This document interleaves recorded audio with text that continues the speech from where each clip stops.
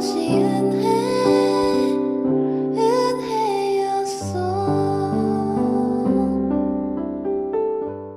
모든 만물의 주인은 하나님이심을 인정하고 있습니다. 우리에게 주어진 것, 그것은 내 것이기 전에 하나님의 것입니다. 그래서 하나님께서 우리에게 주시기도 하시지만 또한 하나님께서 그것을 가져가기도 하시는 것입니다. 우리는 어느 날 갑자기 사업이 안 되거나 또 경제적인 어려움이 있어서 내가 가지고 있었던 것을 잃어버리면 마치 처음부터 내 것이었던 것을 잃어버린 양 그렇게 실망을 하고 절망을 합니다. 그러나 그것은 원래 내 것이 아니었어요. 하나님의 것이었어요. 하나님께서 우리에게 주셨다가 또 그 하나님의 뜻 가운데 그것을 가져갈 뿐이라는 것입니다. 우리는 이 대원칙을 잊지 말아야 돼요. 두 번째로 우리는 하나님의 것을 맡아 관리하는 청직이라는 사실입니다. 하나님께서는 그분의 뜻에 따라, 하나님은 우리의 능력이 아니라 그분의 뜻에 따라 우리 각 사람에게 각자의 분깃을 나누어 주셨습니다. 하나님은 언제든 그것을 도로 찾아가기도 하신다는 것입니다. 그러나 그렇다고 해서 우리가 그것에 대한 책임이 없느냐? 그렇진 않습니다. 하나님은 우리에게 맡기신 것에 대한 책임을 분명히 요구하십니다. 그래서 우리는 악하고 게으른 청지기가 아닌 착하고 충성된 청지기가 되어서 하나님께서 우리에게 주신 그 소유를 잘 관리하고 그것을 하나님의 뜻에 따라 사용해야 합니다. 하나님께서 우리에게 하나님의 것을 주신 것은 그것을 통해서 하나님의 일을 하라는 것입니다. 즉 하나님께서 우리에게 주신 것을 통하여 생명을 살리는 일, 하나님의 일에 그것을 사용하라는 것입니다. 만약 나에게 주신 그 물질이 다 소진되었어도, 다 잃어버렸어도, 하나도 남은 것이 없다 할지라도 그 물질을 하나님을 위해서, 하나님의 나라의 일을 위해서 사용하였다면 그는 착하고 충성된 청지기입니다.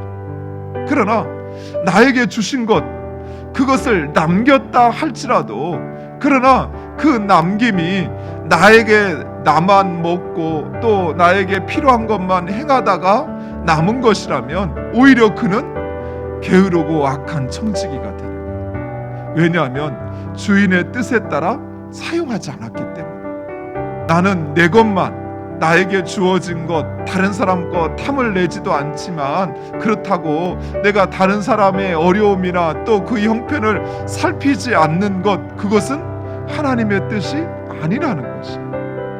나의 것도 잘 관리해야 하지만 우리의 이웃의 형편도 살피고 또 그의 재산과 그의 소유가 안전하도록 지키는 것, 그것이 우리 모두에게 원하시는 하나님의 뜻이라는 것입니다.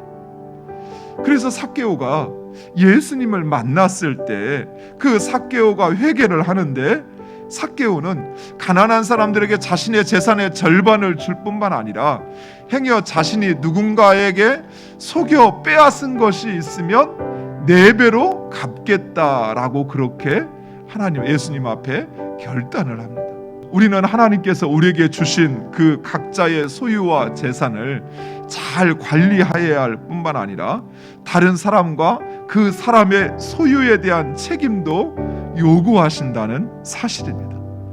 나아가서 하나님은 우리에게 있는 그것을 우리의 이웃을 위하여 사용하고 그리고 그것을 나누어 주고 돕고 섬기기를 원하시는 것입니다. 왜냐하면 우리에게 있는 그 모든 것의 주인은 하나님이시기 때문입니다. 그래서 우리가 그 하나님의 뜻에 따라 물질을 사용할 때 하나님 그것을 기뻐하셔요. 또 그것이 하나님의 뜻에 따라 행하는 것이기에 하나님은 그 사람에게 더 많은 것으로 하나님의 물질과 또 하나님의 일을 맡기시는 것입니다. 사랑하는 성도 여러분, 세상은 나만 잘 되면, 내가 살기 위해서는 다른 사람은 어찌 되든 상관이 없다라고 하는 그런 생각 속에 살아가고 있습니다. 그러나 하나님의 방식은 다른 사람이 살아야 내가 산다라고 하는 방식이에요. 우리가 그 하나님의 뜻에 따라 행할 때 하나님은 우리에게 이 세상의 그 어떤 것과 비교할 수 없는 그 기쁨과 평안을 주실 뿐만 아니라 더 많은 것으로 우리에게 주시는 하나님이심을 믿으시기 바랍니다. 그리고 소유보다 더 중요한 것, 그것은 바로 사람입니다. 재산을 잃어버리는 것보다 사람을 잃어버리는 것이 더 큰 손해입니다. 또한 천국의 보화를 발견한 사람은 결코 세상의 것을 위하여 살지 않아요. 그 보화를 위하여 사는 것입니다. 이처럼 하나님께서 우리에게 알게 하신 그 하나님 나라, 그리고 그 나라를 위하여 사는 여러분 되시기를 간절히 축원드립니다. 그리하여 썩지 않는 창고에 여러분의 보화를 쌓는 여러분 되시기를 간절히 축원드립니다.